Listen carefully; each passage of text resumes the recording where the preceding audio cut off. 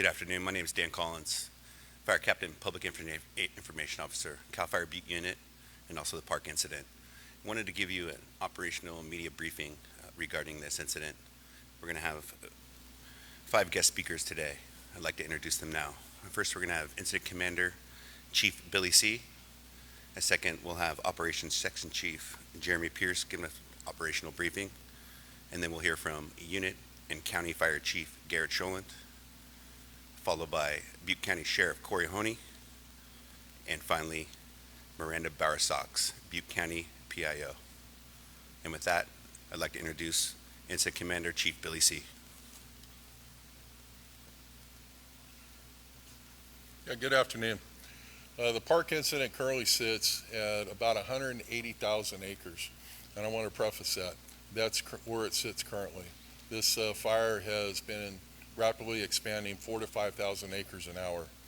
We have approximately 1,700 personnel on the ground fighting this fire at this point, with several hundred others on order and still inbound to the incident itself.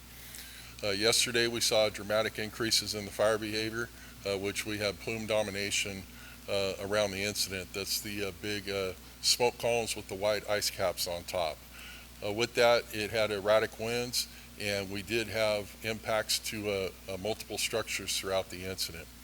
There was an aerial survey that was done yesterday, and we're working on getting another one done today, but preliminary reports were up to 134 damaged and destroyed structures within the perimeter of the incident. Today, the firefighters have been aggressively going after the fire along the 32 corridor, and we have had multiple impacts on structures in and out around the entire perimeter of the incident. Currently, we're having extreme growth to the north in through Tehama County, and at this time we are looking at areas of opportunity on what we can do to prevent the fire from crossing Highway 36.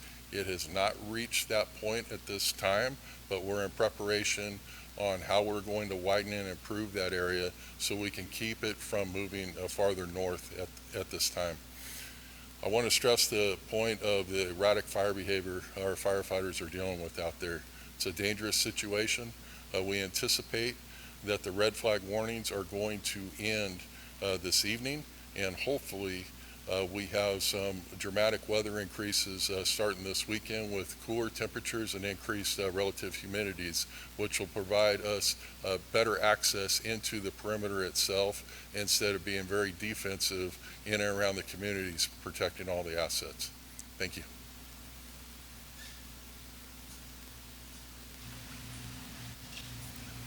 Hi, my name is Jeremy Pierce, Operations Section Chief for Team 3. I'm here to give you the update for today's fire.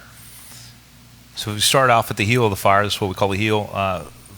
We've got dozer line that's moved up all the way into Division Echo, all the way up to about this point here.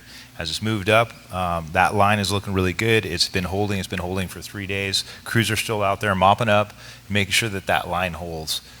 Dozers are continuing north and trying to get around the corner, or what we call the shoulder of this fire. This is where we're starting to run into some problems. Fire growth today has been dramatic in that northern part of this fire. It's moving at quite a rapid pace, and we've got a good column that's built, and it's spotting quite ahead of itself, and it's moved all the way up to Hogback Ridge Road, Fire Road. And it's getting ready to cross that, which is quite a ways out from where this fire line currently exists. It's up in this section right now. So it's going to push that line very hard. Crews are trying to find access into it to slow it down, but it's outpacing our aircraft. It's running through our fire retardant lines, and helicopters are having a tough time getting in due to the smoke column and the heat and the enormous amount of energy that this fire is putting out at the head of that fire. As we come around, same thing's happening down in this section. Over in Lima and Division Oscar over here. We've got a good fire growth over there. We're getting spot fires that are challenging our line on 32. Currently the crews are working to hold 32. They're working really hard. We have an enormous amount of fire resources and engines and dozers working there, picking up every spot fire, but we're getting regular reports of spot fires, and the aircraft are pounding those spot fires as the crews get in with the dozers and the engines to put it out. And then coming around the bottom side here is where we're starting to really be able to hold it down in this lower section and keep it in its footprint. So we have a mixed here. of some really good work over here that's holding for us, some other good work on the other side that's holding for us, but we're currently being challenged wherever this fire wants to go, and whenever this fire wants to get that energy and get the winds to push that fire, we're having a difficult time. End of report. Right, good afternoon, Garrett Sholin, Unit and County Fire Chief. I want to once again take this opportunity to thank the numerous agencies, both fire and law enforcement, that have sent and continue to send help here to us to fight this fire here in both Butte and Tehama counties. It is a fire that is challenging our strategies, but we are finding opportunities to deploy our resources in successful ways as this fire continues to consume thousands of acres an hour. While there has been structures destroyed, as mentioned by the incident commander, our communities, I will say, many have survived. And this is done in part by you and your work in defensible space, providing us an opportunity to defend the structures. So I want to thank you for those that have done that work. It made a difference in your communities. And I've also mentioned before that I recognize that being evacuated from your home is not ideal. Please continue to have patience as we make progress in protecting your towns. It's going to be a while longer before you can get back into your homes, and we need to make them completely safe before we do so, and your return back in there. So for more information, be sure to visit fire.ca.gov or call 211 for information, and I'd like to introduce Sheriff Corey Honey.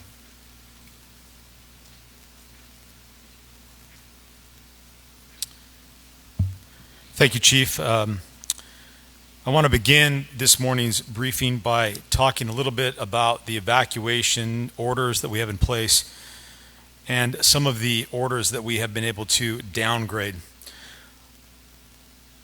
As you know, we don't order evacuations unless we believe it is absolutely necessary and that people's lives are in danger. But one of the things that we also do is try to reduce or lift evacuation warnings as soon as we think it's safe. So earlier this afternoon, we were able to downgrade a few of the evacuation orders to evacuation warnings, primarily in and around the Chico Airport. We will continue to look for opportunities to reduce orders to warnings and for warnings to no concern at all as we go forward. Now, that said, I think it's important for people to recognize that this is a dynamic situation. As you saw from last night's fire activity, the fire doubled back and went through Cohasset. We initially ordered the evacuation of Cohasset on Wednesday, so that area had about 3 days worth of warning and orders before the fire came through and caused a great deal of destruction.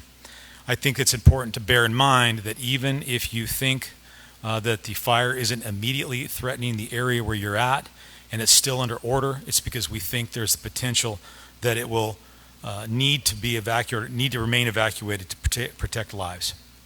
Right now, here in Butte County, there are 21 zones under evacuation orders. It should be noted that a portion of zones 312 and 318 reduced to the evacuation. That's the zone that I just spoke about with regard to the Chico Airport. In Butte County, there are currently 21 zones under warning. In the city of Chico, they have 1 zone under an evacuation order and 2 under evacuation warnings. And the town of Paradise currently has 3 zones under an evacuation warning. I want to speak a little bit about evacuation warnings and orders should those occur within the town of Paradise.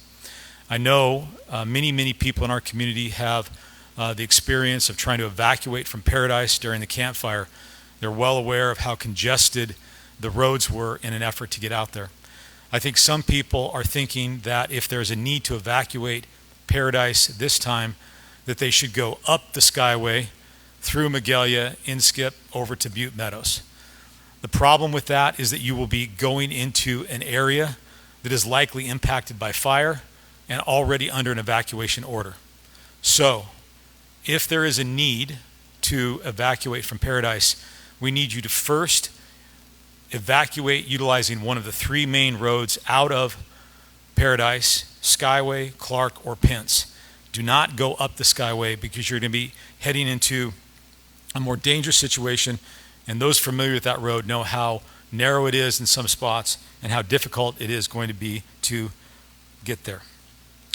There are a number of road closures in Butte County. Some of the significant ones, of course, Highway 32 from Bruce Road in Chico all the way to Highway 36 in Tehama County, Meridian Highway at 99 to the Tehama County line.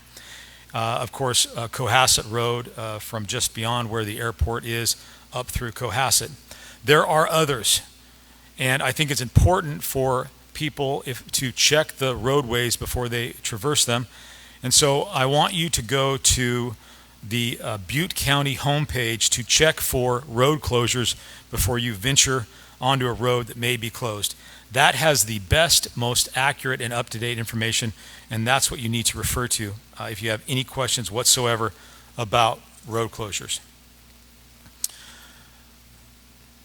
Currently, there are about 4,000 people still under an evacuation order. I recognize how challenging and difficult it is for everybody. We are no strangers to evacuations in Butte County, and as the sheriff, we are constantly looking for the earliest opportunity to get people back in.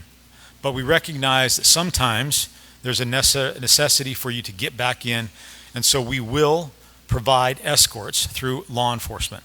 You can arrange one of those by calling the Butte County Sheriff's non-emergency line at 530-538-7322. But I want you to understand a couple of things. First and foremost, we're going to have to triage those requests. We take the most significant and important requests and do those first.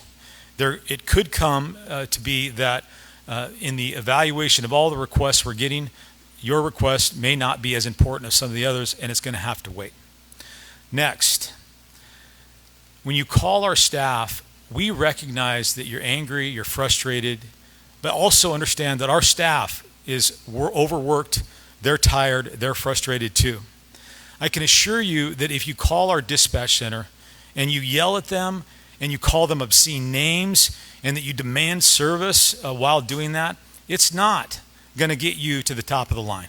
That is not an effective way to communicate with us. And I just ask that you please understand that everybody, the community as well as the first responders, are doing their absolute best to get through this situation, and yelling, screaming, and calling dispatchers obscene names is certainly not going to help the situation. Last, I'd like to say this.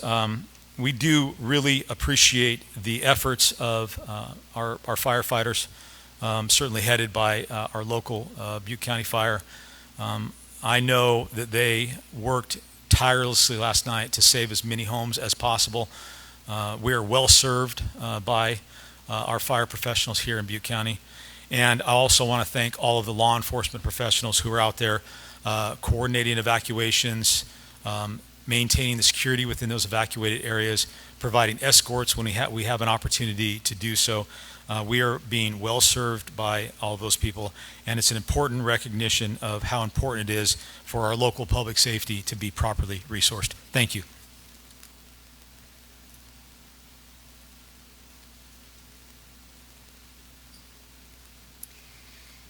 Good afternoon.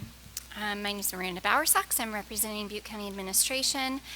Butte County has stood up the Emergency Operations Center, and staff are currently working hard to support the needs of our community as we all respond to this incident. A evacuation shelter, has been established at Neighborhood Church for those impacted by the evacuation orders and warnings. That is located at 2801 Notre Dame Boulevard in Chico. We've also established animal shelters for animals from the evacuation order areas.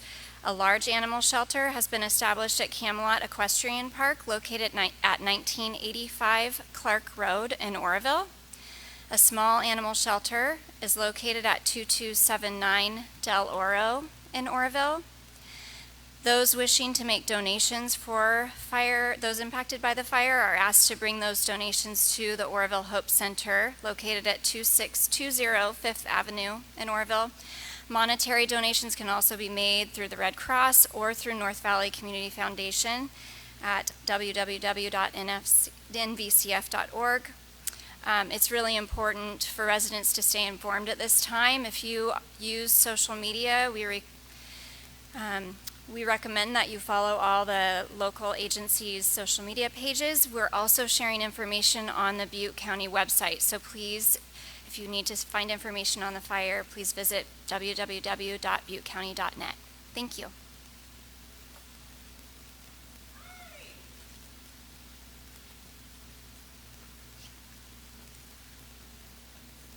That'll conclude our 1500-hour press briefing for today. Thank you all for attending.